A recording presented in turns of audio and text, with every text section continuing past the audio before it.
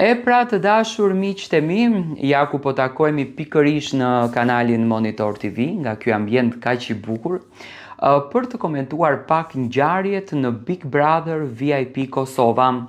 Thashe theme ka patur pafund, në fakt u fol pafund qëndrimi i Albës dhe mënyra se si Alba ra mbrëm në tokë. Tani në përkomente shoh unë që Alba e ka bërë me kastile, Alba këtë gjëra i bën vetëm për të tërhequr vëmendjen e publikut, dëshiron të jetë në qendër të vëmendjes, por realisht mua nuk më duket e tillë. Alba 2 herë ka patur probleme të këtilla.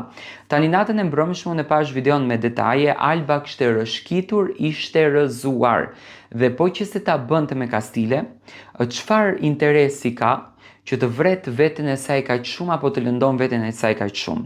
Në qoftë se kjo me kastile, le ta themi në thonjza, bëhet për t'i rënë në sy familjes, për t'i treguar familjes që unë jam këtu dhe dua dashurinë tuaj, kam nevojë për vëmendjen tuaj, kam nevojë për qëndrimin tuaj rreth meje, okay, sepse e ka përmendur disa herë.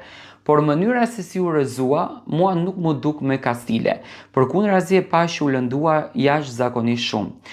Unë e shoh që Alba brenda saj ka një sekret të madh dhe unë i bindur jam që sekreti është familja. Nuk dua që gjëra të këtilla dhe mesazhe të këtilla të jepen nga Big Brother, që njerëz të rrëzohen me kastile për të arritur qëllimet e tyre, sepse nuk është e bukur që qëllimet në jetë t'i arrijmë në këtë formë. Por gjithsesi, unë dua të marr mendimin tuaj, ju si e shikoni rrëzimin e Albës. Tani hera e parë nuk ishte me kastile, ju morën mend u rrëzua, gjithashtu edhe dje, po e njëjta gjë, do të thënë është edhe stresi i akumuluar, është mërzitja e akumuluar, mos takimi, siç e thash edhe një herë tek Alba ndikon shumë, por dua që të marr mendimin tuaj si e shikoni ju në fakt të qëndrimin e Albës brenda kësaj shtëpie.